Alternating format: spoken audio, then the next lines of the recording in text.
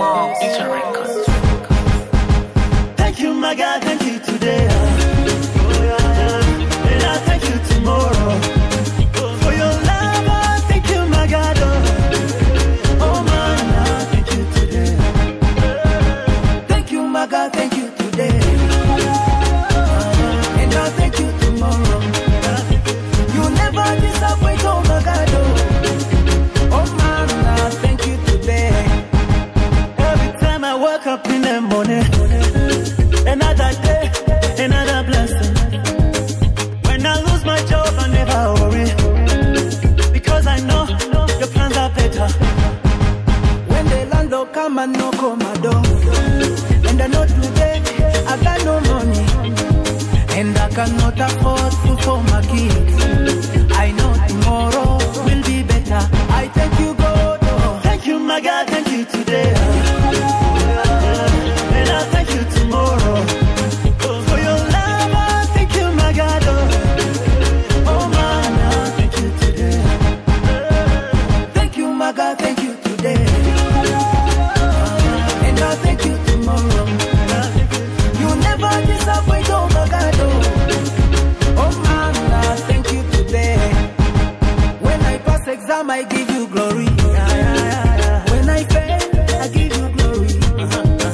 Cause I know you give me bread and butter. You take me places, you never tire. God, your blessings follow me every day. Another contract, another payday. Even if I can't afford food for my kids, I know tomorrow will be better. Thank you, my God, thank you today. And I thank you tomorrow. For your love, I thank you, my God. Oh, man, I thank you today. Thank you, my God, thank you today. And I thank you tomorrow. You never disappoint, oh, my God. Oh, man, I thank you today. Your man, you sing it for me. You sing it for me.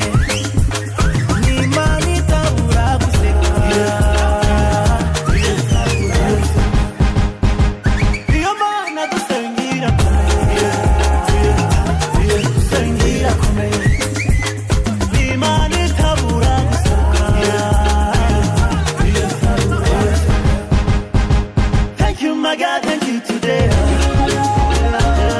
And I thank you tomorrow. For your love, I thank you, my God. Oh, man, I thank you today. Thank you, my God, thank you today. And I thank you tomorrow. You never disappoint, oh, my God. Oh, man, I thank you today.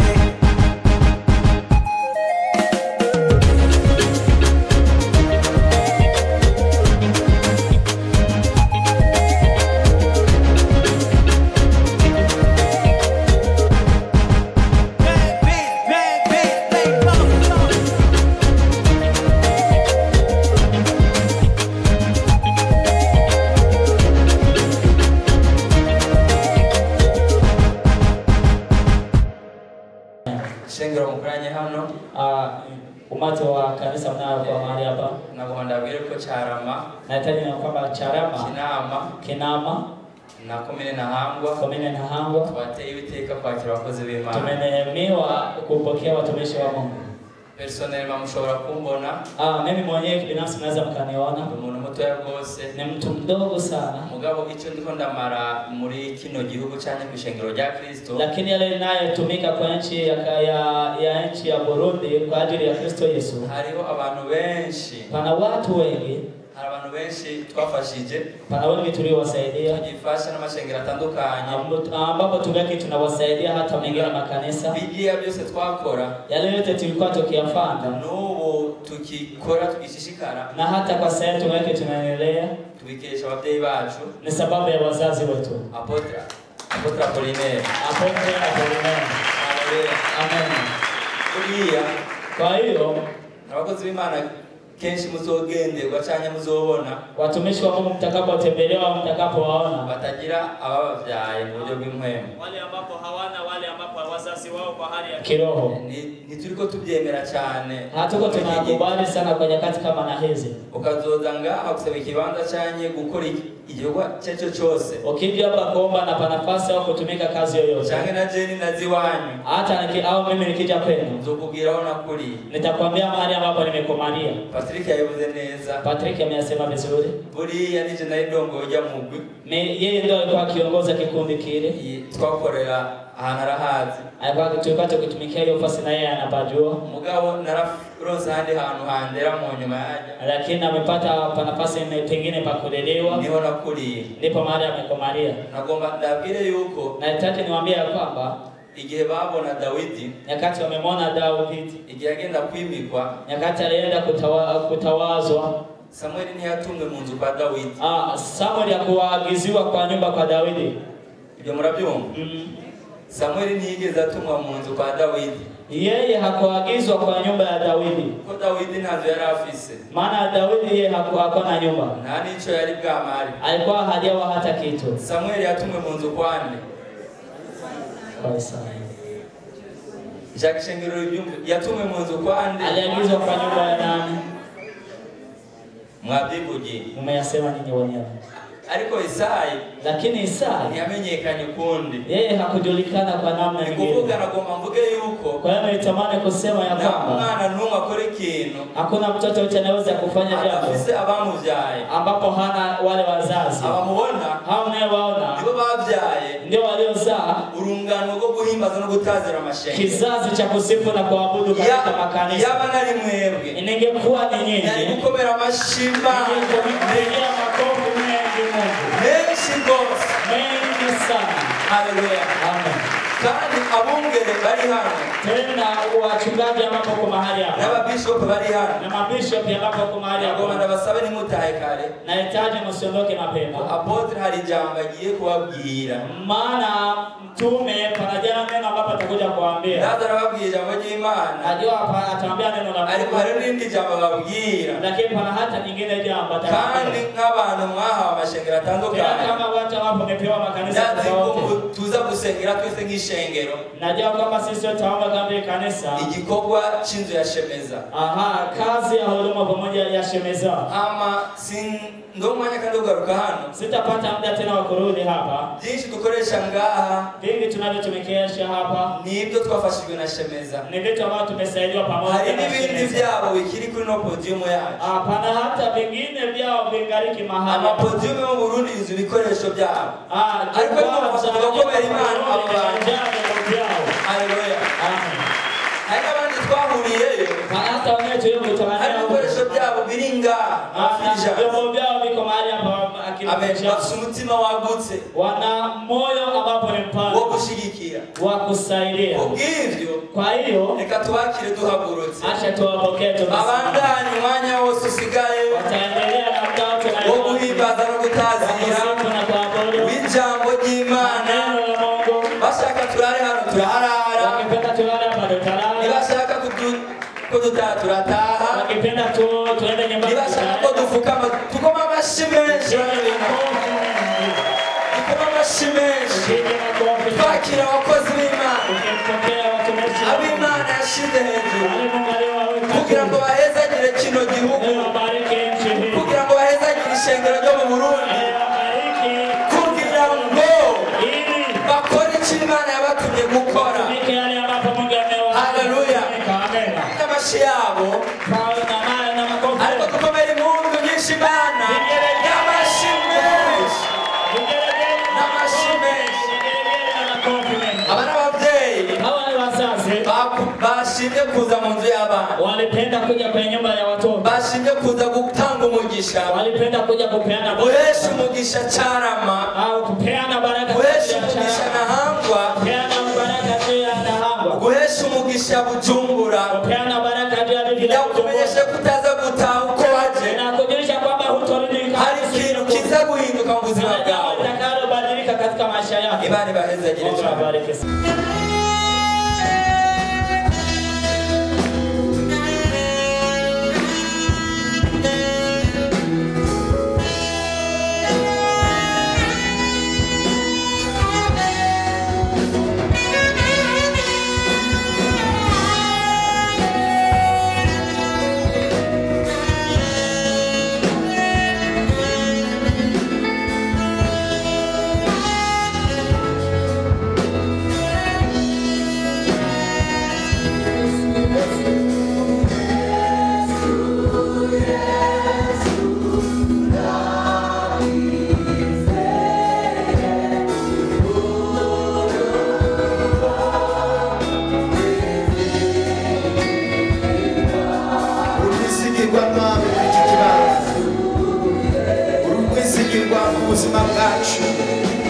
imiryango yacu n'igihugu cyacu.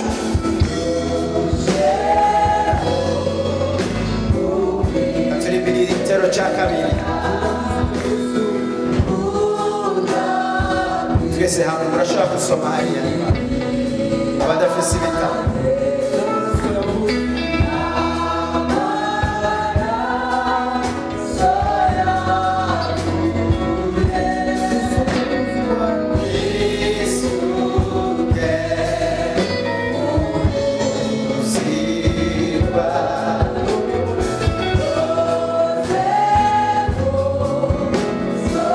Igitero cya gatatu.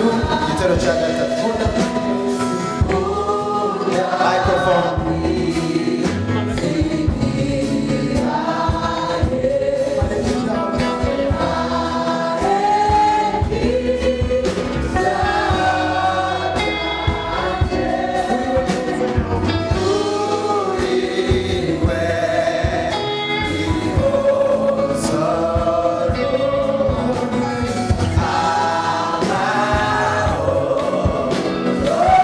Yesu, twese hamwe. Yesu,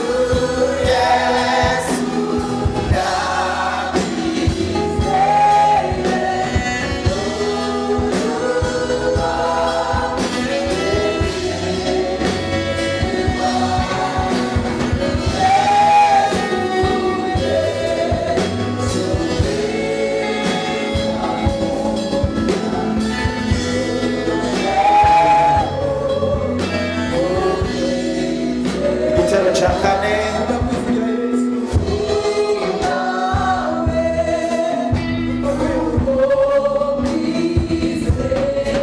Yesu mukiza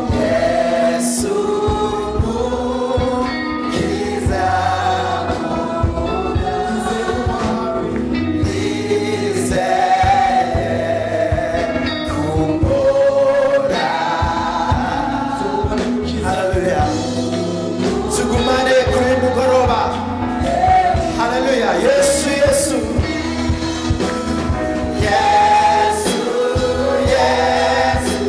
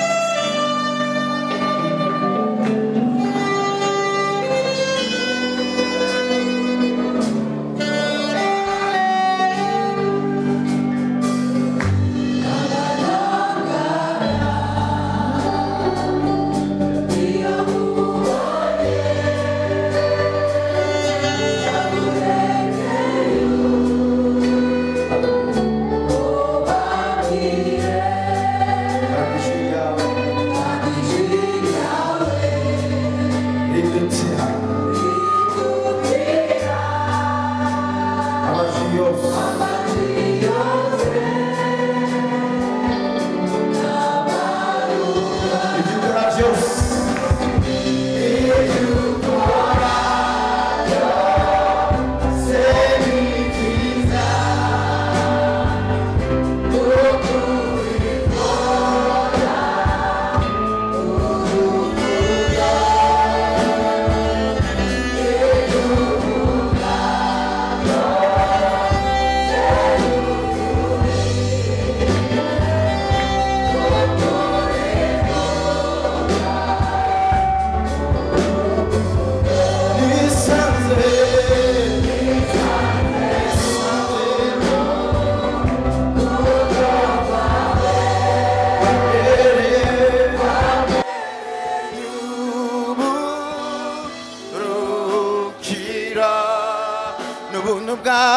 bwawe papa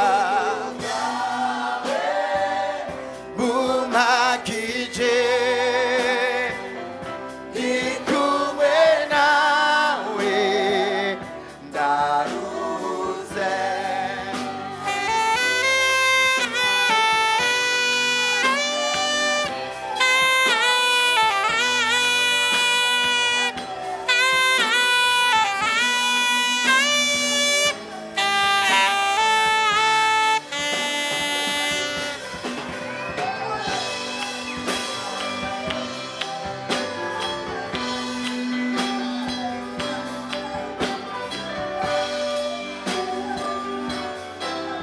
ibyo ukora byose ni byiza ibyo ukora byose ni byiza wambereye ubikora mu rukundo ibyo uvuga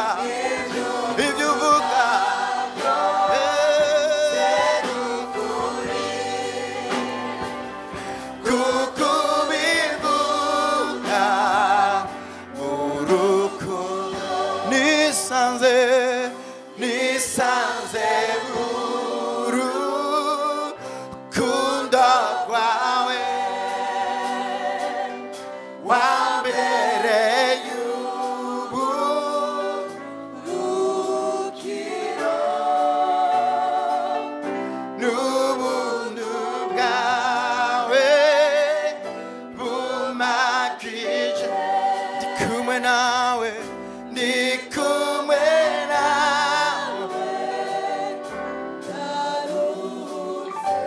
kumwe nawe mwami ndi kumwe nawe ndaruze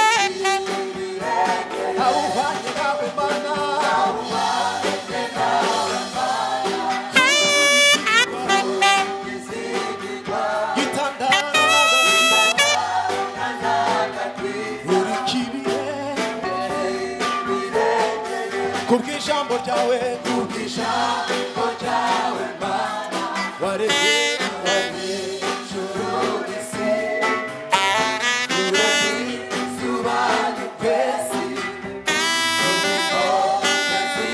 nta wundi ukora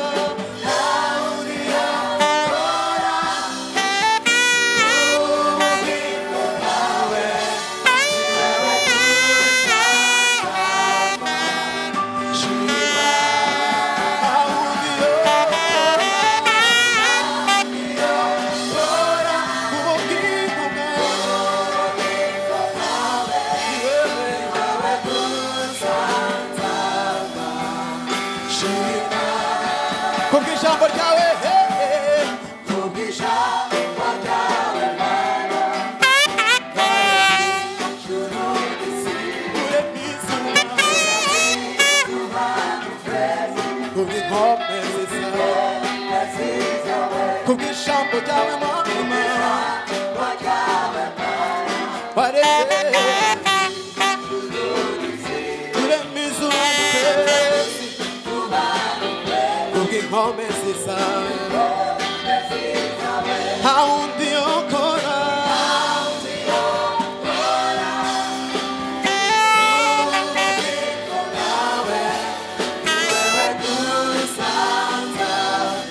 Shima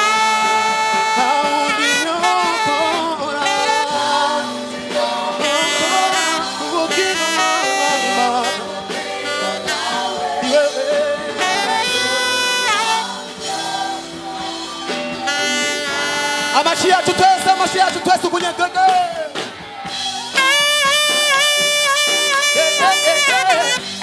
Arakwisha umwana.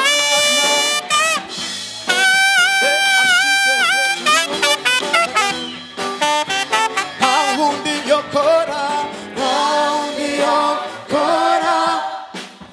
kubugingo nkawe ni wewe gusa nzama shima paundi yokora kubugingo nkawe wewe shima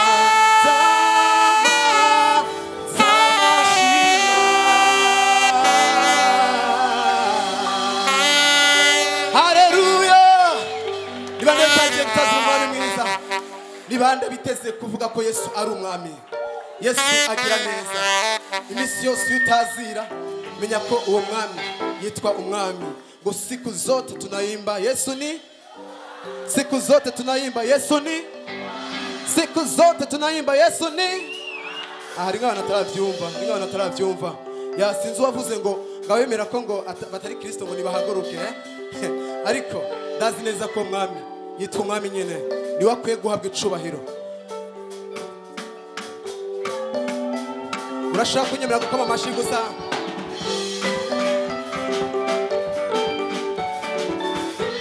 Siku zote tunaimba kwamba siku zote tunaimba kwamba malaika wanaimba wakisifu. Siku zote tunaimba kwamba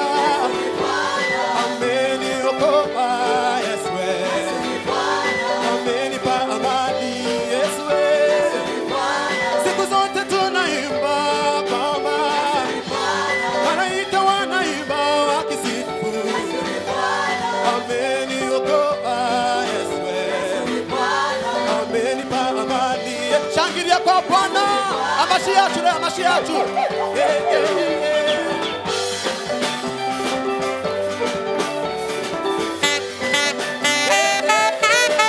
Pese ni Bwana siku zote tunaimba ameni okoa Yesu nilikuwa kahaba kuliko wewe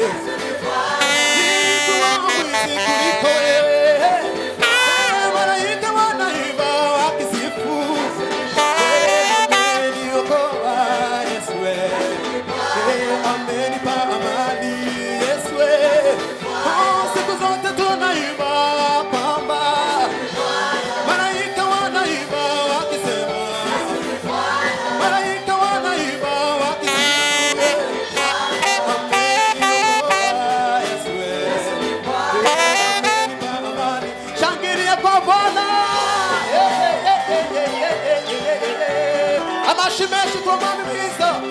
Amashi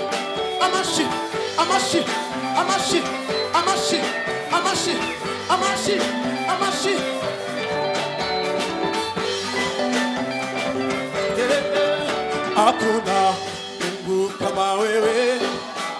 Hakuna popote. Hakuna Mungu kama wewe. Hakuna popote. Hakuna Mungu kama wewe. Hakuna mwenye ishara kubwa kama wewe. Hakuna ishara kubwa kama wewe. Si kwa majeshi wala silaha, ni kwa Roho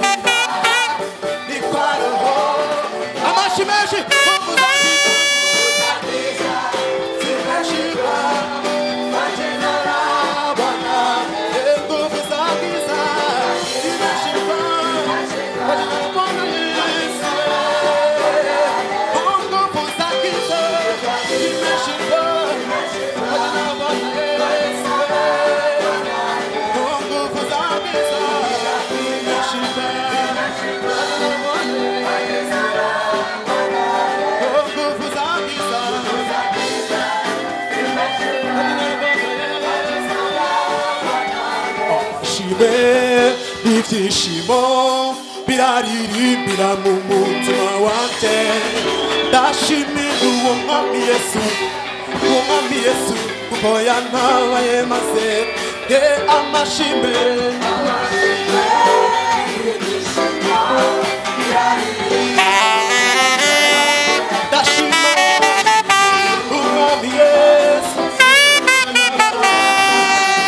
Kandi amashimwe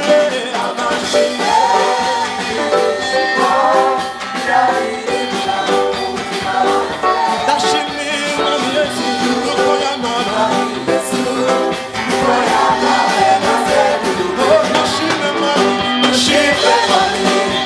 Shimwe Yesu urumuyobozi mwiza intama zawe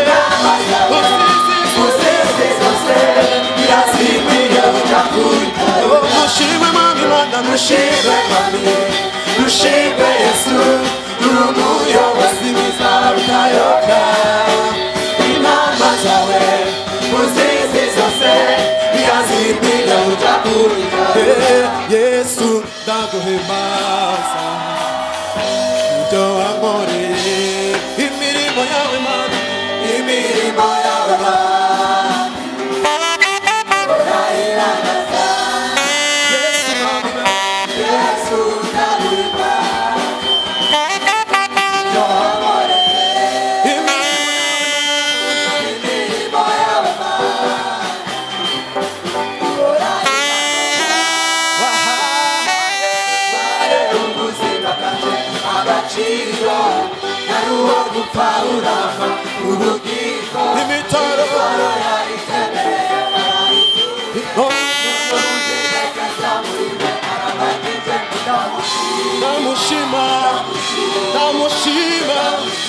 Ndamushima umwami Yesu wahaye ubuzima bwanjye agaciro naruho gupfa urama ubugingo imitano yawe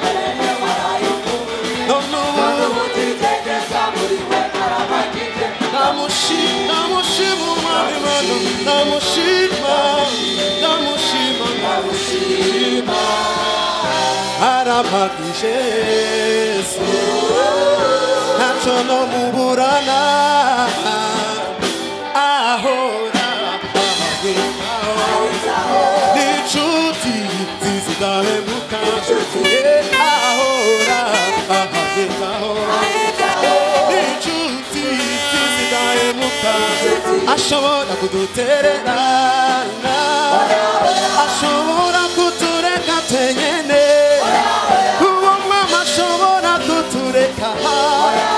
ashobora kudusiga turi imfubyi niyo mpamvu we niyo mpamvu we Dieu va faire encore Alléluia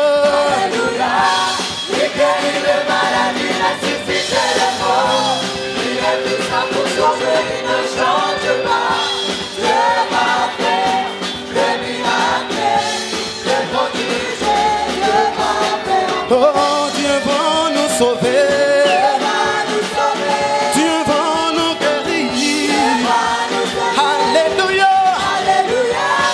Il guérit les maladies. Dieu va faire des miracles, des prodiges. Oh, ikinezezani kimesu mukizanyitaho. Ikishimishani kimesu mukizanyitaho. Yes, anyitaho. Yes, anyitaho. Yes, anyitaho.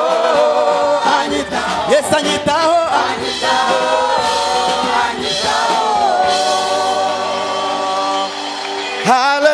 Hallelujah. Aho uhagaze mu kibanza cyawe zamura ibyo biganza.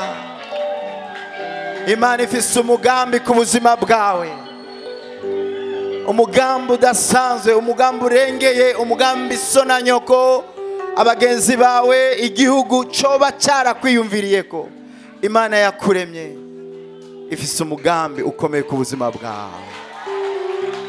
Uzamura ibiganza byawe duhimbaza Imana mu kanya gato muri iyi ndirimbo.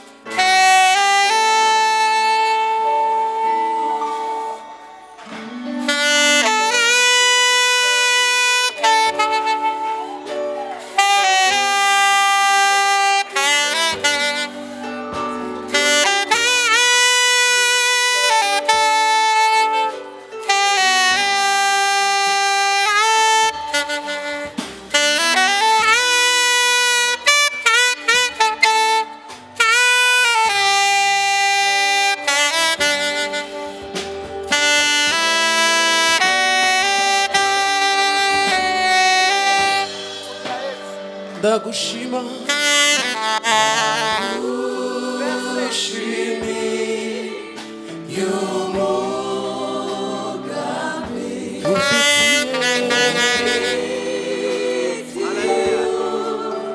Ubugingo bwanjye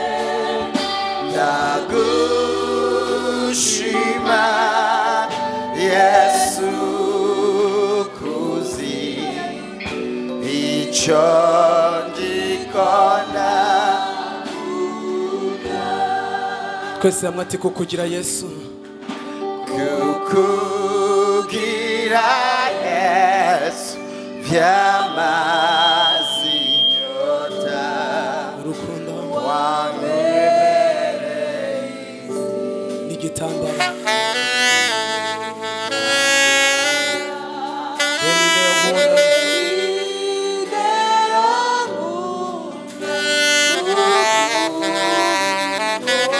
nta nshuti nigeze ndonka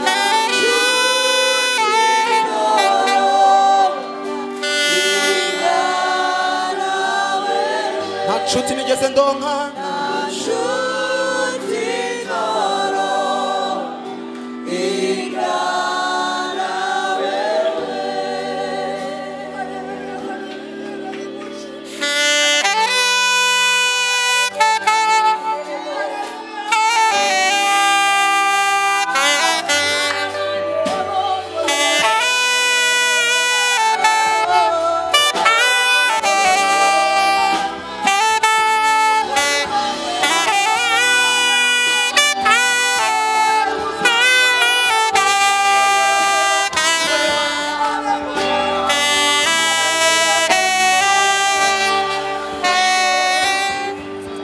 kukugira Yesu byamaze, kukugira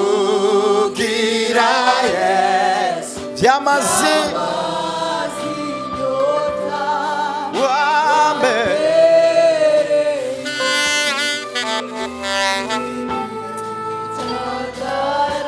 hallelujah meninde yangu kukubikora na nshuti nayo na nshuti nobona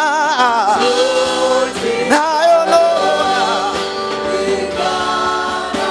nayo nabonye na nshuti nobona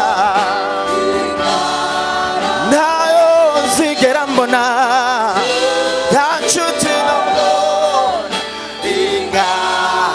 ntayizigera ibaho nshuti nobona nta nshuti nobona kulingana wewe.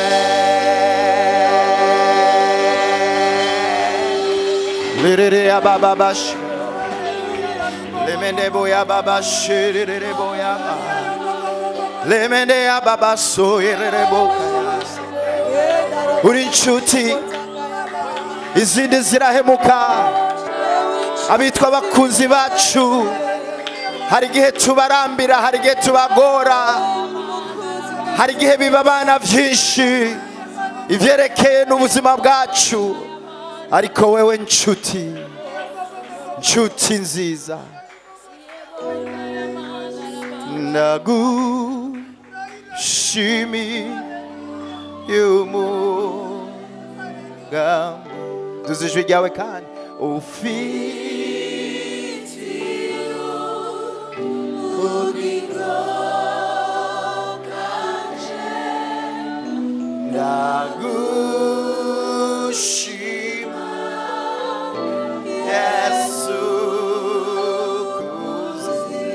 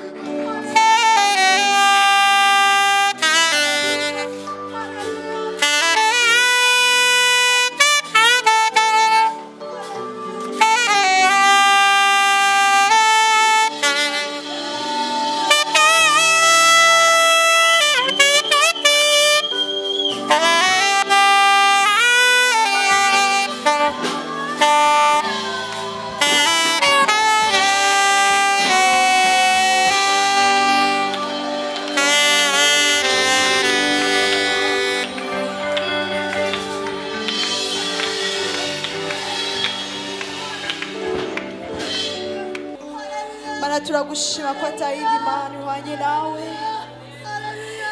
Mana uri mwiza, Mana ugira neza, Mana ntawe uhwanye nawe. Mana ndagushima imigambi udufitiye, imigambi yawe ni myiza ku buzima bwacu. Nico gituma Mana tuvuze ngo uri Imana igira neza. Tugushime umugoroba udasanzwe, tugushimiye presence yawe muri twebwe, tugushimiye kuri kumwe natwe, tugushimiye kubw'amwemu wawe ariko aragendagenda muri kino kibanza, tugushimiye ubwiza bwawe muri kino kibanza, tugushimiye ukubaho kwawe, turagushima Yesu, uri Imana igira neza. Tugushimiye umwanya tugiye kumva ijambo.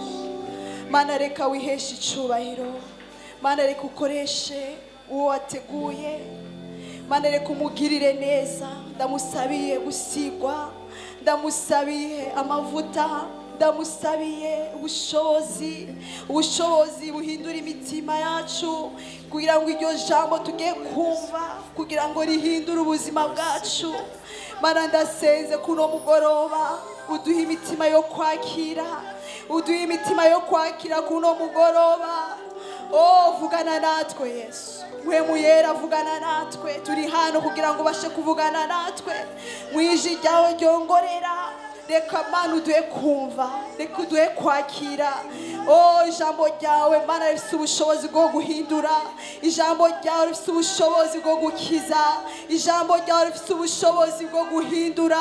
Oh, ngwino Mpwemu Yera utwihishurire, ngwino Mpwemu Yera utwihishurire ibyo ushaka ko twakira. Urakoze ukuri Imana igira neza, amashimwe n'icubahiro n'inganji byose bibi byawe ubu n'iteka ryose mu izina rya Yesu, amen. Nase ko asubira mu kibanza ntamubereze, ntimuzigare murangora ngo madame ntitwamubonye.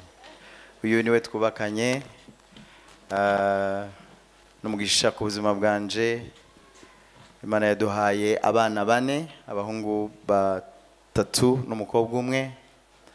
Turakunda Imana, ndashima Imana yamuzanye mu buzima bwanje, kandi ndazi ko nabashima Imana kuba yaranzanye mu buzima bwiwe. Avuze ngo cyane. Okay, mukomera amashi umwamikazi wanje asubira mu kibanza ciwe. Amen. Umwihariko ndashima Imana cyane kubwa Pasteur Patrick na ministère na n'uburongozi bugize ishengero 3 in 1. Mwakoze cyane gutegura ibi bihe. Pastor Patrick na Madame Mama SP Supe niko tumwita. Amen. Maja. Bikwaye papa. Amen. Yani munakaza. Bishop yagiye. Nagenda musabe ndabona mwenga muciye mutekana cyane nagenda ndamugarukane ngaha abangirira akantu karaho. Bulldozer. Amen. Turashima Imana cyane ku buryo bw'umwihariko ivyo Imana irakora mu buzima bw'irishengero biragaragara. Amen. Akuzuye ngo kagira iki? Nikamurikwa. Amen. Hari message yabateye amatsiko yavuze ngo ndaza kwigisha ariko kandi hari na message. Iyo message muyumve neza. Mukabona umuntu ariko aragendagenda nca ndayihagarika. Kuko ni message ikomeye cyane. Mutegerezwa kumva neza. Iyo message ni message benshi mumaze kumva ariko mwumvise nabi. Cyane cyane muri Nord murazi ko hari inguvu nyinshi. Iyo ushaka ko inkuru ikwira mu gihugu uyiteragira muri Nord. Ari nziza irashika iyitegezwa gushika. Kubera ko hari inguvu zikomeye cyane. Ari mbi naho mugize amahirwe mabi hakazi inkuru itariyo nayo nyene iragenda. Iyo nkuru nijanye n'igikorwa Imana yavuganye nanje muri iki gihe gishasha ngiye gukora. Icyo gikorwa bamwe ingene mwavyumvise ukuntu muca mugira commentaire zitarizo abandi barababara abandi sinzi ingene mwavyifashemo. Haraheze igihe Imana ivuganye nanje biza gutomoka mu mwaka uheze bijanye no kuja gutangura igikorwa gishasha. Igikorwa gishasha ntivyoroshe kubera ko jewe abo twavuganye nabo dukorana mu burongozi bwa Life Center mu ishengero rya Life Center hari haheze imyaka ndabasaba ndababwira nti hani nguvu ziri ngaha ku cicaro gikuru ni nyinshi cyane turakwiye kuja kwagura igikorwa. Nkumva ntangura kubabwira nti jewe nditeguye kugenda kugurura succursale. Bakanda bagatangara ati representant legal aja kugurura succursale. Hama nkabibasobanurira buke havuga ati okay reka nivyashika tubitegure murazi implication y'ivyo bisaba kwitegura budget kwegeranya abakozi bategezwa kujana nanje. Tukama tuvyibutsanya ariko gushika mu mwaka uheze 2017 niho Imana yaza kubitomora muri jewe ko Succursale iza kumbwira mu buryo buri clair ko mission yanje hamwe n'ibikorwa nari mfise hamwe n'ico nitwa muri Life Center ico ndi muri Life Center Imana irambwira ngo mission yanje muri Life Center iraheze. Wow. Iraheze bihera gute? Iraheze nyene muri iryo jambo nyene iraheze. Ni message itari yoroshe ariko ko twigishijwe kumvira Imana ndavuga nti Imana nimba ari wewe sawa. Hanyuma ndabiganira na madame ndamubwira nti hari ikintu kidasanzwe Imana iriko iranyongorera. Fata umwanya wo kugisengera hanyuma wumva ingene bigenda. Haize igihe arambwira ati ndumva atacobuza. Okay. Cha dutangura rero guhura nabo dusanzwe dukorana, Pastor Mark, Madame, Pastor de Papa, tugendanye urugendo rw'imyaka myinshi. Turabaganiriza icyo twumva Imana iri kuraduhamagarira. Murumva nyene ko ni message itari yoroshe, ni ikintu kitari citeguwe kandi ni ikintu kitamenyerewe. Baravyumva bigoranye, nk'umuntu wese mwabanye imyaka ingana ukuri aho, gutandukana ni ikintu kitoroshe. Ariko twese tugira icyo cyemezo cy'uko ni umuhamagaro w'Imana. Jewe ubwanje ntangura kuraba ingene nshikiriza amabango nari njejwe ya représentation légale, hanyuma dutangura kubishikiriza abandi bakozi dukorana, ama département, gushika twabizanye mu ishengero. Hari itariki imwe y'ukwezi kwindwi niho twabishikirije ishengero, turababwira turi timu y'abapasteur uko nyene bamwe mutuzi, turababwira umurongo canke igikorwa Imana jewe n'umuryango wanje, urugo n'umuryango wanje washemeza, igikorwa Imana iduhamagariye gukora. Murumva ko naho nyene bitari vyoroshe, ariko dutanga urugo rugendo rero. Ntitwasezeye ngo duce dugenda, twihaye amezi 3, ubu amezi 3 agiye gukwira mu yinga imwe canke 2, amezi 3 agiye gukwira, twihaye ico kiringo cyo gutunganya ibyo mu bijanye n'ibikorwa abo dushira mu bikorwa twari dusanzwe dukora. Hanyuma n'igisata kindi nakoreramo, nsanzwe nkoreramo ca louange na adoration, kumenya ngo bizogenda gute, abasigarana iki gikorwa ni bande, bari hehe, tugatangura gukora ico gikorwa. Rero aya mezi rero aheze turi muri ico gikorwa. Mutubona duhagaze ngaha rero tugize uwo muryango, nukuvuga ngo harimo Shemeza, harimo na Life Center, nukuvuga ngo harimo abazogenda, harimo na bazosigara. Sishaka kuja mu madetail, ariko nagira ndababwire ko twashoboye no guhura n'abandi bakozi b'Imana dusanzwe dukorana hafi, turabamenyesha ikimana iri kirakora mu muryango wa Life Center. Bamwe birabashoka, baravuga ati ibyo bintu birabaho. Turabwira ati birabaho, ni ibi byabaye. Abantu rero murabona mu muryango w'abaporoto ko gutandukana bisobanura abantu kuba bashwanye, sivyo? Hari abantu amakuru yashikiriye baravuga ati none bishoboka, mutama wacu yagize ikibazo ikihe. Bamwe batangura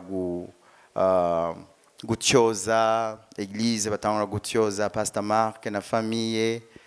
Ivyo vyose mpagaze imbere yanyu ndabaremesha ko nagize ibakwe ryo guhagarara imbere yanyu. Amakuru menshi Pastor Patrick arayazi, nico gituma yababwiye ngo mutama arafise message aza kubaha, ko mugize amahigwe nkagira amahigwe yo guhagarara imbere yanyu. Ni vyiza nk'umukozi wanyu kumenya neza ikiko kiraba mu buzima bwanje bw'umuhamagaro, ntimuhave muvyitiranya n'ingorane zikunda gushikira amashengero yacu, ngo bashwanye, ntibumvikanye, bapfuye amazina, representant legale yakuye pastori, komite executive yakuye representant legale. No, twebwe nta kintu na kimwe gisa n'ico. Nikimenyamenya kuva tubishikiriza ishengero. Ubu kuva ico gihe amezi agiye kuba 3 turaho nyene dukora ibikorwa kuri kwamye, twitegura gusohoka. So numugisha kubwishengero no mu ya Kristo, kuko intahe nyizo ntizigwiriye mu mashengero yacu, murabizi ko mwigira nk'abatabizi. So ivyo Imana iri kurakora iwacu irashobora kubikorana iwanyu. Imana niyo yaduhamagaye. Imana umuhamagaro yashize ku buzima bwawe ikujana aho ishaka. Twebwe Imana yaradusurprenye, yaradutunguye, mugani w'Abanyarwanda. Imana izakumbwira iyo ndavye si gihe canje cyo kuja gutangura ibindi bikorwa, ariko ndi mu muhamagaro w'intumwa ngiye muri uwo muhamagaro ndavyumva cyane ari ugiye muri logique umenga ntivyumvikana mutakuvaho wakoreye Imana humura ndi fier guserva gukorera ishengero rya Kristo muri rusangi nibwo buryohe kandi ndavyishimira cyane so nagira ndabashikirize iyo message mu buryo butomoye kugira ngo nimba muri bamwe bumvise inkuru itariyo mugasenga ibitari byo mukababazwa n'ibitari byo inkuru nyayo niyo Imana ibahezagire amen. Iyo nkuru irangizwa n'ikintu cyashotse muri community y'abakizwa. Urazi ko gushika ubu hari abantu n'ubu batubwira batwagiriza jewe n'abapasiteri dukorana ko twababeshe. Twabeshe gute? Muragiye hajye imbere muri vugishije ubujambo turazi ko hari ingorane hagati yanyu. Okay. Umviriza. Imiryango iri ngaha murazi ko buri muryango ntubura utuntu ugwana natwo. Siko bimeze? Monsieur madame abana n'abavyeyi abavyeyi n'abana ni iki sivyo gusa. Na eglise idafise ibintu irikiragwana navyo byo gutunganya, sivyo? So ivyo ntibikwiye gutuma abantu bacanamo canke bajyana amenyo. No kuvuga ngo abo bantu baravye barakubwira ati mwaduhemukiye iyo mugwana tukasista komba mama kandi abo bantu mwe nawo bashobora kuba bari muri ngaha ya intagondwa z'abaporoto niko ndabita. So Imana ishimwe turashima Imana ko ari intahe iriko iraremesha ayandi ma eglise kandi intahe bene izo zizogwira kuko ubwami bw'Imana ni bunini. Nabo bafise ivyo bapfa nta mpamvu yo kubipfa. Imana umurima w'Imana ni munini. Amen.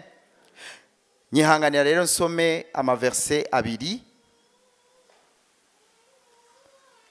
kuko nta rubanza rutagira ijambo. Sivyo bwa Pastor Pati? Okay. Umwanya wanje urazi ko aba bishop bawuvujanye wose. Ariko kubera ko nkunda ishengero n'ababishop abantu haye umwanya wanje je nca ndawuhina kugira ngo dutahe kare kubera ko ejo nakazi. Kubwizo mpamvu rero protocole bishop ndabira protocole ajejwe umuryango ntihagire umuntu asohoka ntahejeje kuvuga. Umuntu ajejwe kwirembo hariya afate bajya kwanza barya bageze hajya. Fatira abo kwanza barindire ijambo ry'umukuru w'abakuru umwami w'abami hanyuma duce twitahira. Amen. Iyo muravye ngaha kurubaho hejuru handitse ngo ubwami bwawe nibuze. Reka ndababwire iryo sengesho ryari rikomeye cyane kubera ko ntivyumvikana ingene abigishwa bagendanye na Yesu igihe kingana kuraho umunsi umwe bagaca bamubwira ngo mwami twigishe gusenga. Kabone ni mwari muzi gusenga. Okay. Ariko iryo sengesho reka ndababwire intambamye ryazanye kubera ko abaroma intwaro y'abaroma n'abayuda bose bagize ikibazo cy'umugabo aje abatunguye yamamaye muri Isirayeli, yamamaye mu bwoko bw'abayuda, yamamaye hirya no hino akora ibitangaza abantu bamukurikira baravuga ati dusomye turavye indondoro ya kahise hari uwitwa Mesiya zoza kandi nuwo mu bwoko bwacu kandi ingene umwamaza hari ukuntu yategezwa kuza, hari integuza, hari ukuntu hategezwa kuba gutegurwa ibirori, hategezwa uwo muntu yabice bigacika mu gisagara n'ibiki. Ninde? Ntibamenya ko ubwami kera buza bwarashitse. Kubera iki? Uwo mwami Yesu ivyo yariko arakora mu mitima y'abantu yariko aravuga uravye Matayo igice cya 5 ngo hahiriwe abagize iki kuko ari bazoraga ubwami. Sivyo? Ubwami abayuda baburonderera ahandi hantu, barondera amaseremoni yategerezwa gukorwa kugira ngo umwami w'abayuda, umwami wa Isirayeli biboneke ko yaje. Yesu rero abakubita ipigu, aza mu buryo bw'ubwami bw'ubundi bwami, aza yiyoroheje, avukira ahantu hasanzwe hadashoboka, aza atamafirimbi n'amakorteje ariko aravuga, atungura ba Herodi, basanga umwami yabashwayemwo, ubwami bwaje. Nico gituma yiyadresa kuri benshi muri bo, yababwira ngo ubwami bw'Imana, ubwami bw'ijuru buri muri mwe. Gute? Buri muri mwe gute? Buri muri twebwe gute? Kubera ko Yesu yaza yatanguye gutransforma ubuzima bw'abantu. Yesu kandi ntibamubona ariko yari muri bo. Amen. Iri jambo rero ubwami bwawe nibuze. Ubwami ni iki? Ubwami ni ubushobozi umuntu yatakaje muri Edeni. Kubera ko usubiye muri Edeni niho ubona ubwami. Ubwami ni ukuvuga iki? Ubwami ni ahantu umwami aganje, ni ahantu hari umugwi w'abantu, uwo mugwi w'abantu ufise ibiwugenga, ufise cadre, ufise amaprincipe, ufise ingingo ngenderwako. Ubwo bwami rero ni ubushobozi umuntu yatakaje, kubera ko muri Edeni urabona igicapo cy'ubwami, kuko Imana yaremye umuntu mu ishusho yayo, hanyuma imubwira ngo aganze, hanyuma Imana ishiraho uburyo bw'imigenderanire hagati y'uwo muntu nayo. Sivyo gusa, Imana ishiraho umurongo ngenderwako. Iravuga ngo ndashaka hagati yanyu namwe habe ukumva, habe obeissance. Kubera ko aho ubwami buri hari obeissance, hari umwami, hari n'abana b'umwami. Ni ukuvuga ngo umwami afise ibyo asaba abaganje, abarongoye, kandi abarongoye nabo bafise ibyo biteze ku mwami. Siko bimeze? Icyabaye muri Edeni, hatakajwe principe y'ubwami, kubera ko habaye conflit hagati y'umwami n'abaganje. Imana ishimwe. So umwami, ubwami ni iki? Ni igikundiro c'Imana ku buzima bwacu. Ubwami ni iki? Ni ubutegetsi bw'Imana, aho ukuganza kw'Imana kuri. Ubwami ni iki? Ubwami ni ahakorerwa ubugombe bw'Imana. Haleluya. Ikitari ubwami ni iki?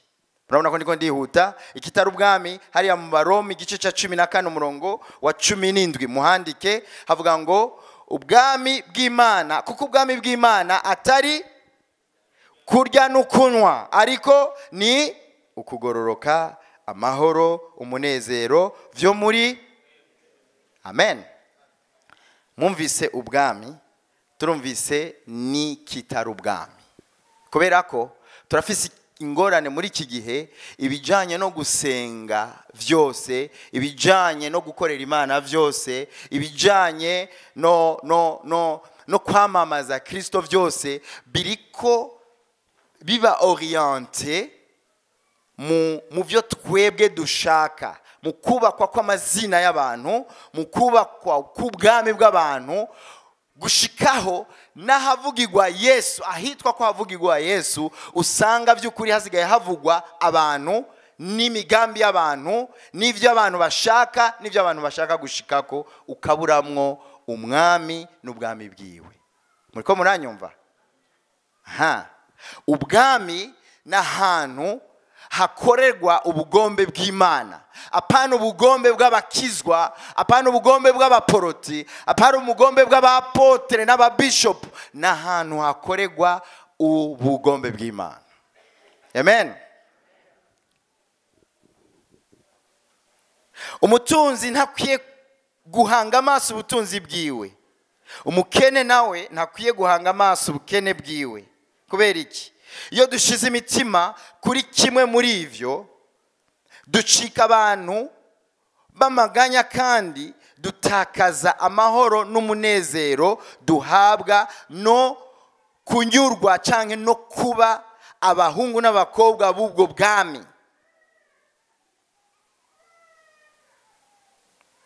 Kubera ko ubwo bwami, iryo sengesho abigishwa basenze ngo ubwami bwawe nibuze, nukuvuga ngo ukuganza kwawe nikuze, nukuvuga ngo harmony, aho abahungu n'abakobwa bawe bumvira bakorera ivyo we ushaka, nukuvuga ngo atmosphere, ikirere cyo kubaha Imana, cyo guhimbaza, ikirere cyo gukora volonté y'Imana, ikirere cy'urukundo, amahoro no kugororoka nikize turagishaka.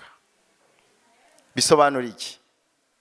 Uzobibona neza ko ubwami bwawe, irisengesho ryasenzwe n'abigishwa imyaka 2000 n'iyindi renga, ariko uyu munsi irisengesho Imana iratubwira ngo ubwami bwaraje.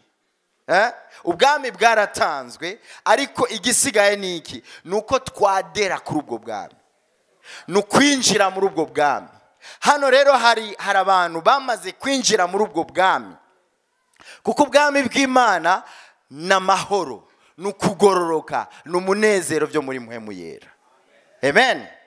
So iyo mu buzima bwawe, mu rugo rwawe, iyo mu gihugu, iyo mu kibano tutaba muri ivyo bintu, tutagira umunezero mu mutima, tutagira amahoro mu mutima, tutagira, hatari justice, hatari ukugororoka, nukuvuga ngo ni kimenyetso cha absence y'ubwami bw'Imana. Amen. Iyo mu mugwi nk'uyu wikanguye ugasangamo injyane, wikanguye ugasangamo gucanamwo, ntawe bahundi siko bimeze, nta makuru yanyu nzi, cyo mbona musa nabo bimeze neza, si nk'iyindi migwi iraho. Umugwi wose cyangwa umuryango wose, iyo wikanguye hari gushihana, gucanamwo, umugore aca inyuma y'umugabo, umugabo agaca inyuma abana bagaca inyuma y'abavyeyi, abavyeyi bagaca inyuma y'abana, niki mvuze bitari byo. Okay, bagahemukiranira basi. Okay, nimusigare muranyitwarira. Ni kimenyetso cyuko hari kibazo, ubwami bw'Imana ntibuganje aho hantu. Abo bantu ntibigeze badera, ntibigeze baba abanywanyi mu bwami bw'Imana, ntibigeze bemera kuba abana, abahungu n'abakobwa b'ubwami bw'Imana. Reka nihute. Kuvayo igice cya 19 umurongo wa 5 havuga ngo nimwanyumvira mukitondera isezerano ryanje, muzombera inyegu yiharije nitoranirije, ubwami, ubwoko bw'abaherezi, ihanga ryera. Haleluya. Nimwanyumvira, ni Kuvayo 19 umurongo wa 5. Nimwanyumvira, murumva, ntibishoboka ko ubwami bw'Imana aho buganje, ntibishoboka ko haba rebellion, ntibishoboka ko haba ubugarariji, ntibishoboka ko haba gucanamwo, umukozi w'Imana agacamo uwundi, ntibishoboka ko haba kutumvira abarongozi, ntibishoboka ko haba kutumvira abavyeyi, ntibishoboka ko abavyeyi habaho kutitwaririka abana. Aho ubwami bw'Imana buri haba harmony. Amen. Mumva ntorangiriza ngaho. Ubwami bwawe nibuze, umva, bwaraje, hasigaye ko wewe nanje tumenya turi hehe papo y'ubwami bw'Imana.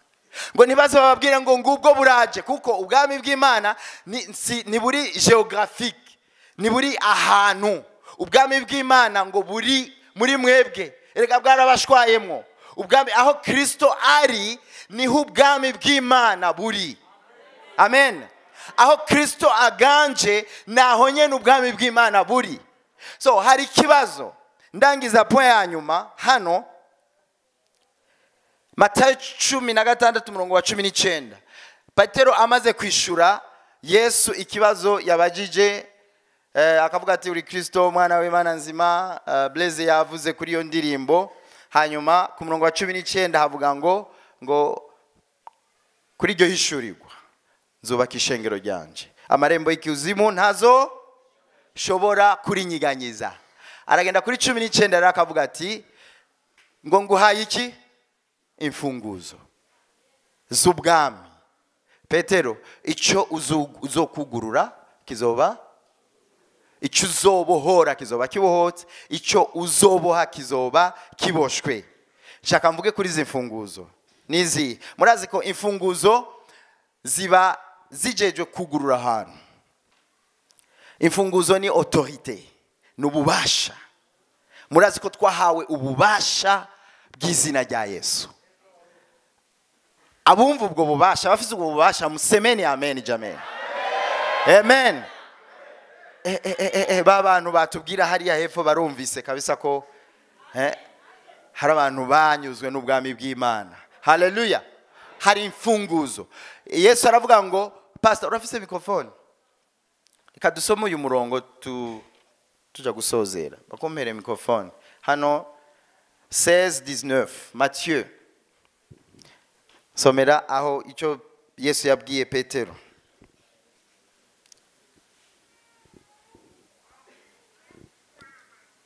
Says 19.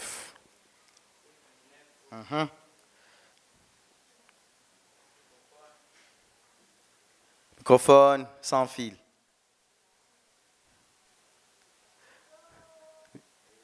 Koresha rya jwi ryawe nta kundi.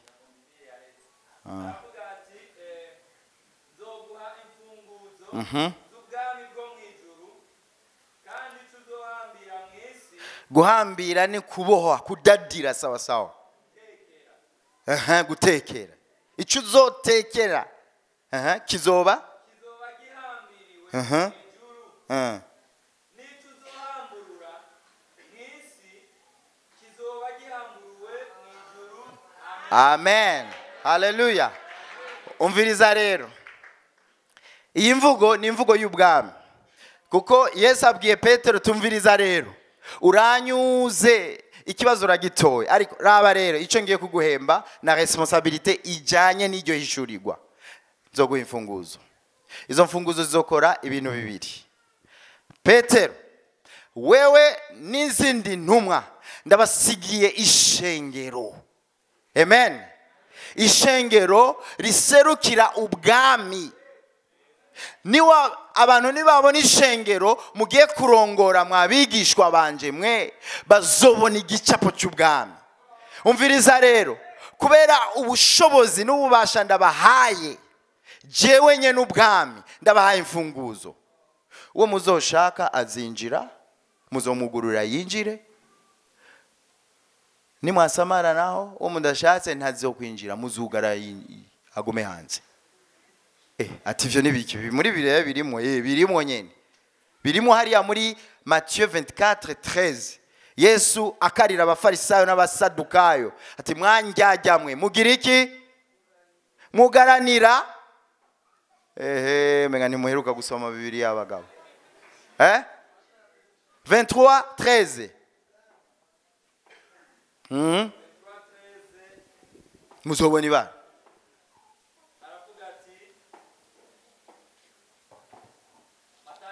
Matayo. Nimba ndihenze. Mwebwe abanyabwenge b'ibyanditswe. N'abafarisayo. Mwanjyajyamwe. Kuko mugaranira ubwami bwo mw'ijuru. Ndasubiramo neza. Subiramo bahumve sawa sawa. Twamajyamwe aravuga ngo Yesu aburira abafarisayo n'abanyabwenge b'ibyanditswe. Sawa. Muzobona ibara mwebwe abanyabwenge byanditswe n'abafarisayo mwandyarya kuko mwugaranira ubwami bwo mw'ijuru imbere y'abantu kandi ntimubwinjiramwo ubwanyu n'abagomba kubwinjiramwo ntimubakundira. subiramo ngaho muzobona ibara.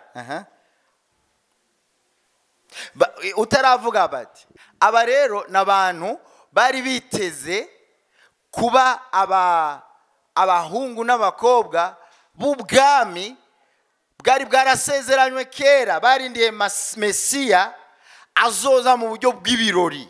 Hama nabo bishira mu gitigiri cy'abahungu n'abakobwa b'ubwami.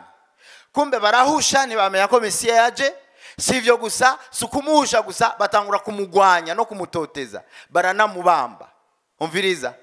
Hanyuma bahagarara ahantu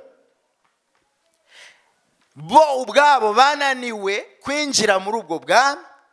Sukunanirwa gusa kubwinjiramwo, babuza nabo bwinjiyemwo. Muriko muranyumva? Subiramo rero. Muzobona ibara mwebwe abanyabwenge b'ibyanditswe n'abafarisayo mwandyajyamwe, kuko mwugaranira ubwami bwo mu ijuru imbere y'abantu, kandi nimubwinjiramwo ubwanyu n'abagomba kubwinjiramwo ntimubakundira. Amen. Urakoze. Twebwe nizere ko tutari muri uwo mugwi w'abafarisayo, indyajya n'abakuru b'ivyanditse, ariko ndabereka umugwi turimo. Umugwi turimo turi mu bantu bahawe amahirwe, bahishuriwe ubwami n'umwami nyene bwo. Tugirirwa ubuntu bwo kwinjira biciye mu nzira yo kwizera, twinjira muri ubwo bwami. Inzira yonyene yo kwinjira muri ubwo bwami no kuvuka ubwa kabiri. Muribuka Yesu abwira Nikodemu hariya muri Yohana igice cya 3 ati utavutse ubwa kabiri nibishoboka naho worara, nibishoboka ko uragwa, nibishoboka ko winjira muri ubwo bwami. So warakijijwe rero, sivyo? Witwa umuntu aba avogera yicaye muri ubwo bwami. Sivyo gusa, umaze kuba umwana w'ubwami nka Petero, ishengero Imana iduha imfunguzo. Izo mfunguzo n'ububasha bw'izina rya Yesu. Ngo icyo muzobohora kizoba kibohowe, icyo muzoboha kizoba kiboshwe. Sivyo? Ubushobozi canke urufunguzo rwa kabiri, ndavuga kuri izo zibiri gusa, ni ubutumwa bwiza. Ya.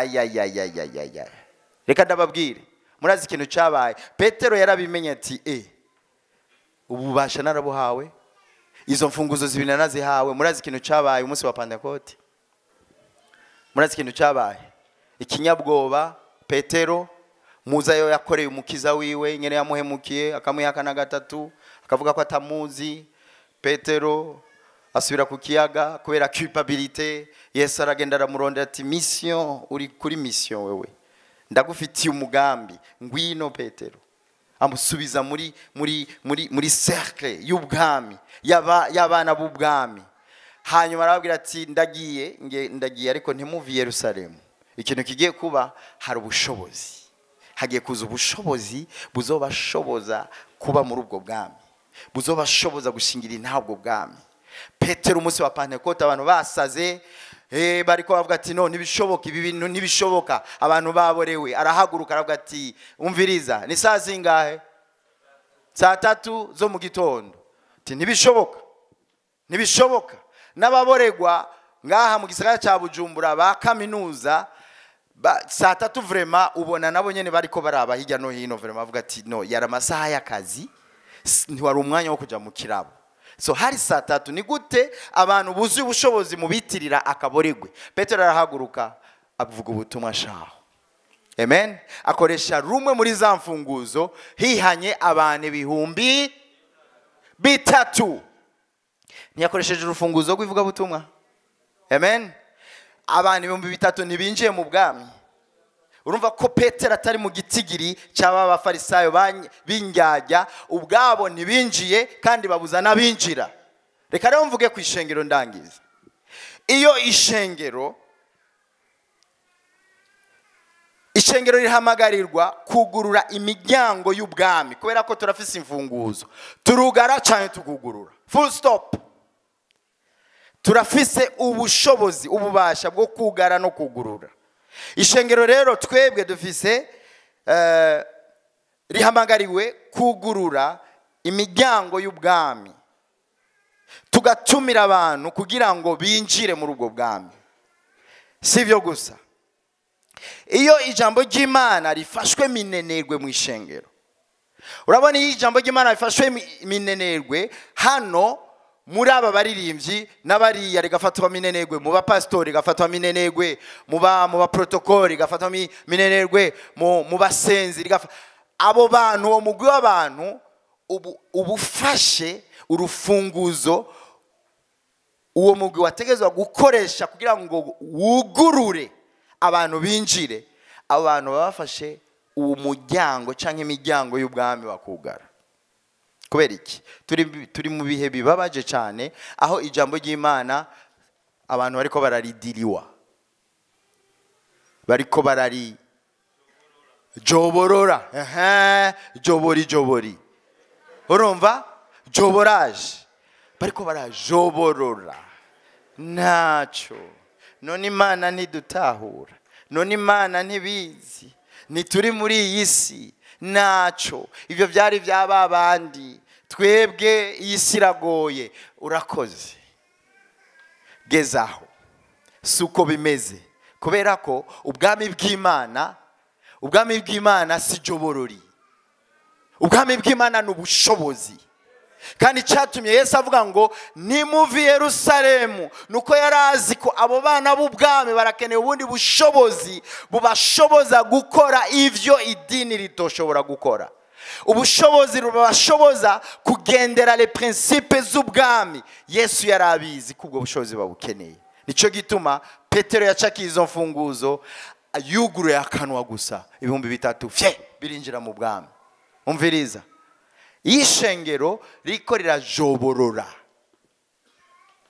ijambo ry'Imana riba rifashe rikugara, riba ryugaraniye abategezwa kwinjira, riba ribugaraniye hanze. Icya kabiri, iyo ishengero rita disciplina, ridatoza indero, iyo mu ishengero, iyo mu mugwi nk'uyu, mu mugwi nk'ujya, mu ishengero hatari ukwihana, iyo ijambo kwihana ari ijambo ritakibaho, nta mwanya tukirifitiye, tuba dufashe ubushobozi bw'imfunguzo dufise, swate tukahamba izo mfunguzo mu ivu zikagwa ingese, tugahongora izo mfunguzo amenyo. Kubera ko muri iki gihe amashengero dushaka ko twapartenamwo n'amashengero atatubabaza, message zitababaza.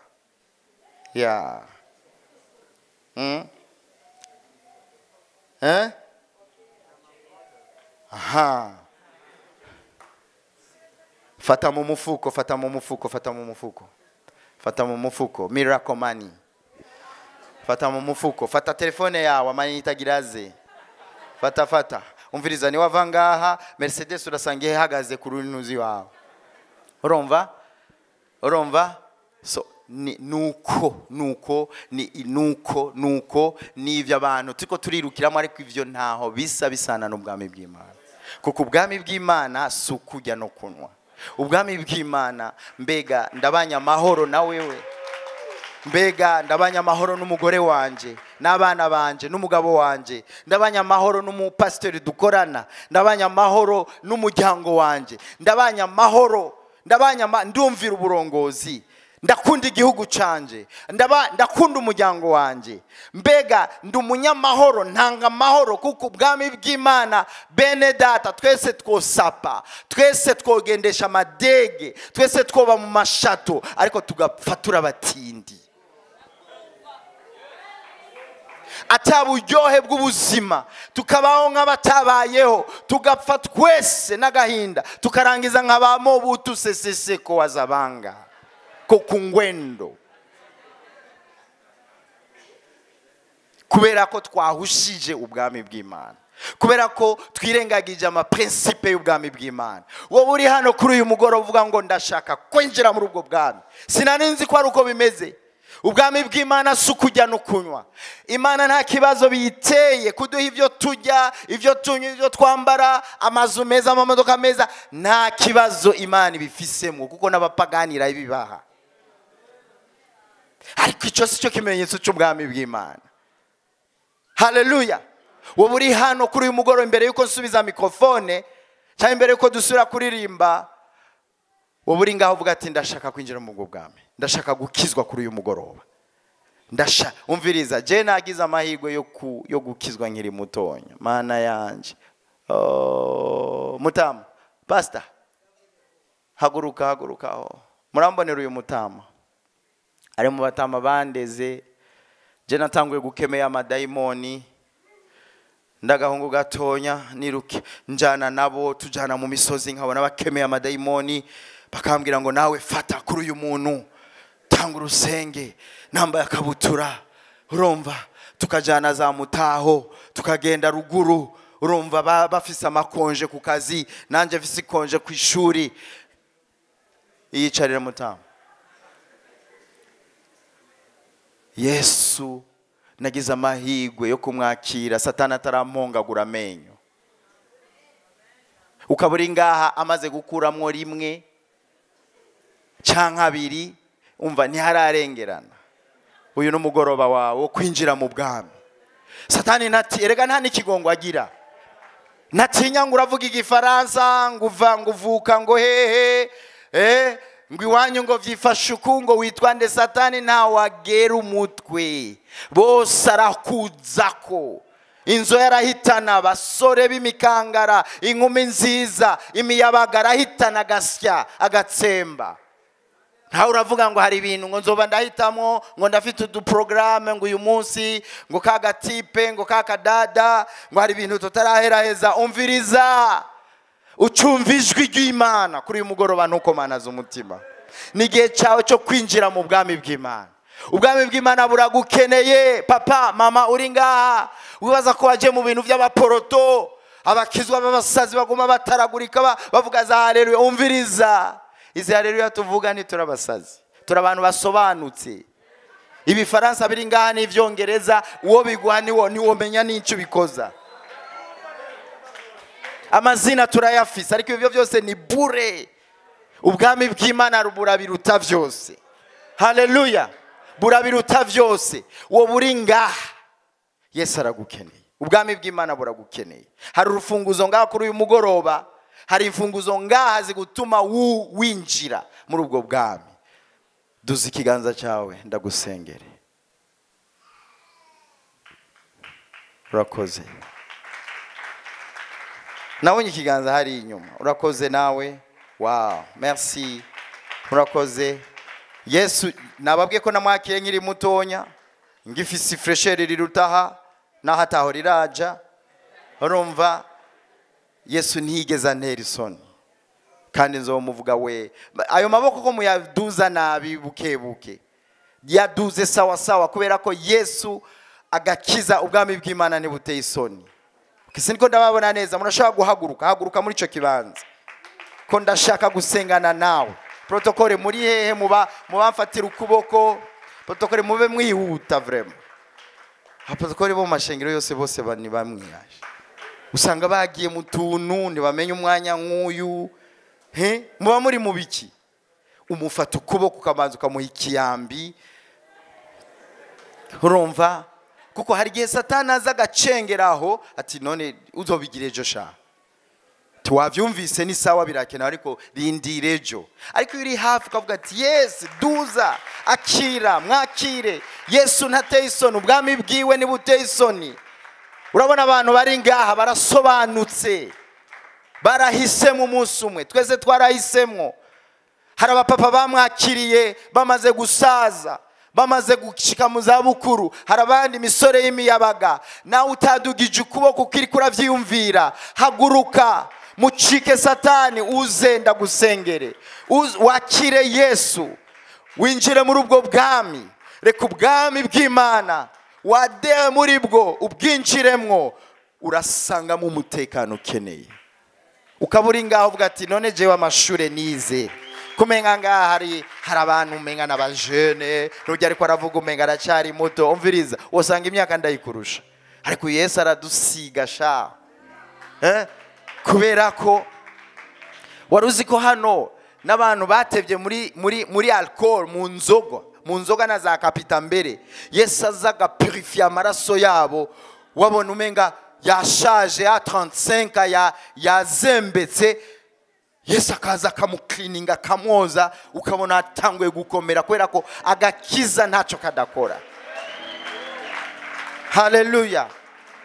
Yarabashakataka. Ngwino mama, ngwino papa, ngwino wa musore we. Waruzi ko Yesu yari gushobora kuza gupfa ku musaraba kubera wewe umwe rudeni. Ntubishire muri rusange ngo none ngo abandi nibagende, ni wewe. Ubwami bw'Imana buragukeneye. Haleluya. Pastor muze mwakira aba bantu. Ndakeneye ko umuntu wese aba afise umuntu muze abakozi b'Imana muze musengera aba bantu. Abandi twese duhagurutse. Umwanya wanje nawe ukoresheje neza, ngiye kurangiza. Ya ndahevye vyose. Twese turirimba n'indirimbo dushigikiye abamene data. Yesu nguha y'umutima ndahevye. Nugira ubwoba ngo none ngo birashoboka. Twese tubandanye kuririmba ndahevye vyose. Satani ntatangure kukongorera ngo urisuye ko kubihevye. Umva ubushobozi bwa Kristo, ubushobozi bwamuzuye mu bapfuye bukorera muri wewe. Ivyagutera umunoho, umuvuduko n'umururumbo w'ivyaha, iyo nyota igahera muri wewe. Iyi ni impano, ni kado iruta izindi kado wigeze kwakira. Mubafate ku bitugu canke mubafate mu maboko dusenge. Hallelujah. Lebo shiketeke. Yesu we. Uri umunyembabazi. Ni hehe utokura umuntu? Harabo wakuye mu nsongo, abantu abo wakuye mu rumogi, abo wakuye muri kapita mbere, abo wakuye muri za primusi, abo wakuye muri za whisky, abo wakuye mu binyeyayuramutwe by'ubwoko bwose, abo wakuye mu busuma mu bubandi, abo wakuye mu buswaganyi, abo wakijije inyota yicaha, abo wakuye mu bupfumu mu burozi gukinda, abo wabohoye ni benshi, ni vyabona by'igikorwa cawe hano muri iki kibanza. Twagushimiye ingabire uhaye aba bantu, twagushimiye impano y'agakiza uzanye kuri aba bantu bawe. Ndagushima Mana kuzikubohora, ndagushima Mana,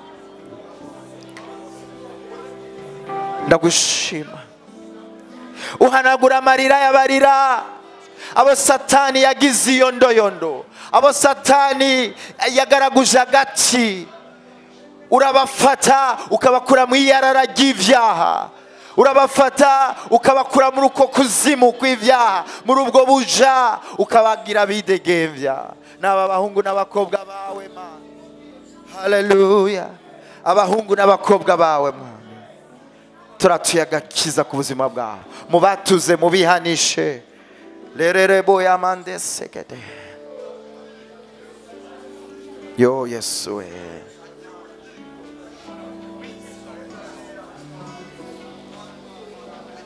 Tuzamura ibiganza byacu natwe twese nk'ishengero.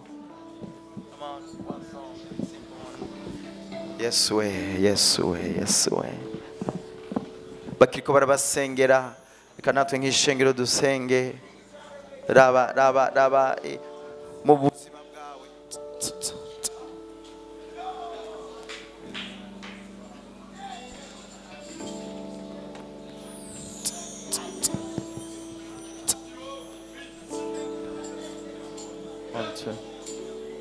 Yes. Raba mu buzima bwawe. hari bigaragaza ubwami bw'Imana mu buzima bwawe, mu rugo rwawe. Hari bigaragaza ukugororoka kw'Imana mu buzima bwawe, mu muryango wawe.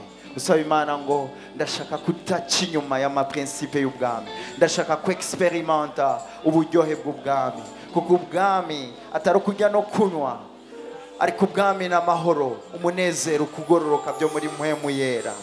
Umuntu wese ari hano muri iki kibanza uvuge ngo ubwami bwawe mwami, umbabarire igihe cyose nirengagiza les principes z'ubwami, umbabarire igihe cyose nca kinyume n'ubwami bwawe. Ndashaka kuba kudwebera, ndashaka kuba gusa n'umwana w'ubwami, ndashaka ibiranga umwana w'ubwami byose bigaragare ku buzima bwanje, ku kazi kanje, imuhira, ku ishure, mu muhamagaro w'igikorwa, ku ishengero. Ndi hano mwami, ubwami bwawe.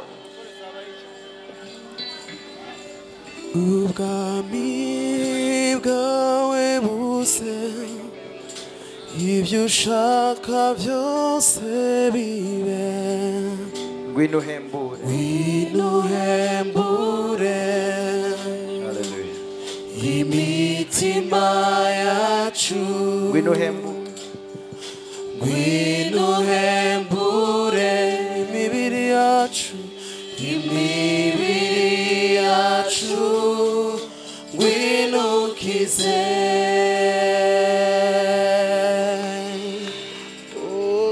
ubwami bwawe, ubwami bwawe buse ibyo ushaka byose bibe, ngwino uhembure imitima yacu, ngwino uhembure, ngwino uhembure imibiri yacu, imibiri yacu, ngwino ukize. Abene data bakira umwami Yesu ari rya mbere bogenda batumbira umwe data Ema na Pascal boduza amaboko bakurikira hariya. Haleluya. Bariko bararirimba ino ndirimbo nyene, twagomba duhamagare abandi bantu bafise ingwara, abafise ibibazo bitandukanye, yumva yuko atova hano uko yaje, kandi bo babaje. Abakozi b'Imana bagume ngaho imbere nyene hamwe n'umwigisha yatwigishije. Turagomba gusenga kuko aho ubwami bw'Imana buri, ni ngombwa ko umwiza uhunga. Ukaba wumva hariho ingwara yananiranye, ukaba wumva yuko hari ikibazo ufise, ugomba kuzana imbere y'Imana. By'ukuri ntushobora gutaha uko waje. Amena. Washobora kwegera imbere kugira ngo usengerwe. Bakiturongora muri ndirimbo.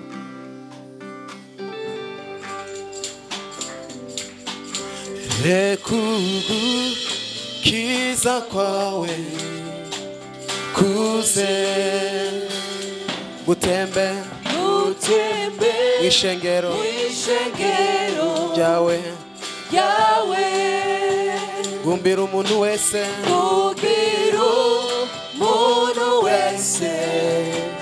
mwami amenye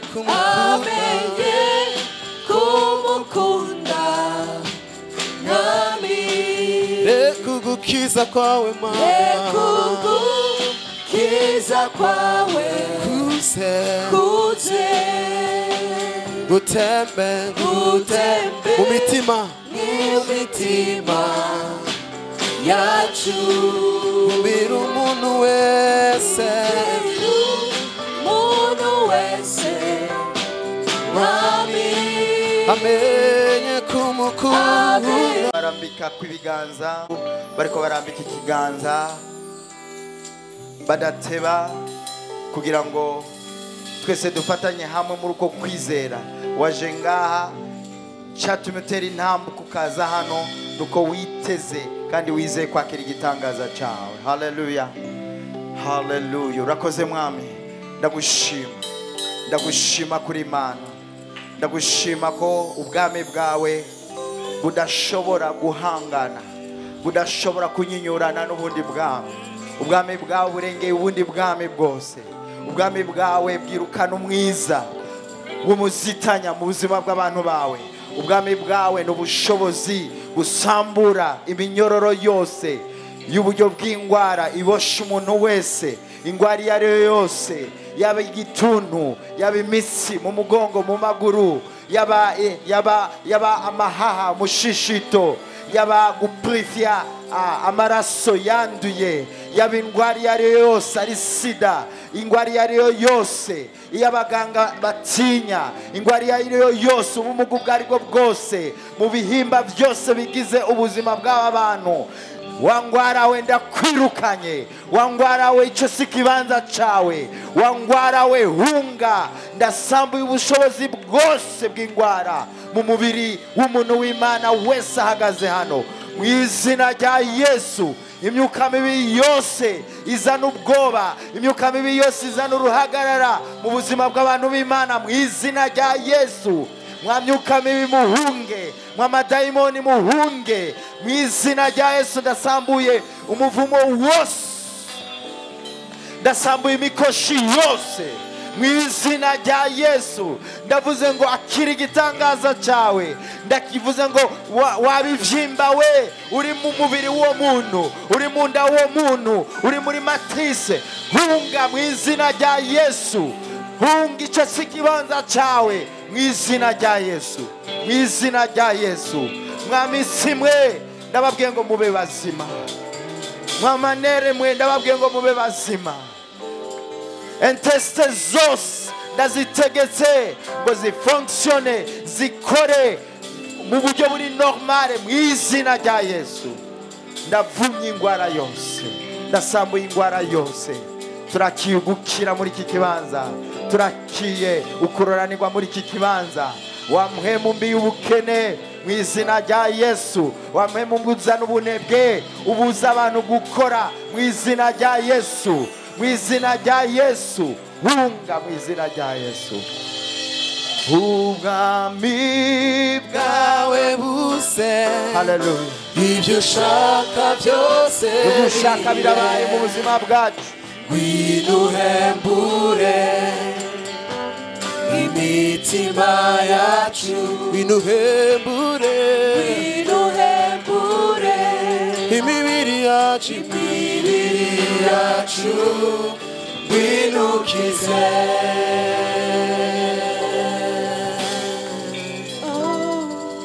Haleluya.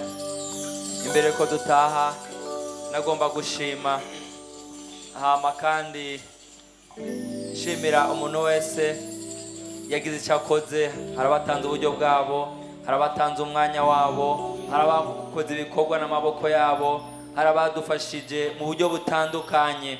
Amena. Ubwami bw'Imana bukwiye kwaguka uko bigenda kose. Yego twagomba imbere yuko duhakaza umutama wacu twubaha cyane Pasteur Ladislas asenge kubw'ishengero kugira ngo ribe mu buzima bw'ikanguro. Amena.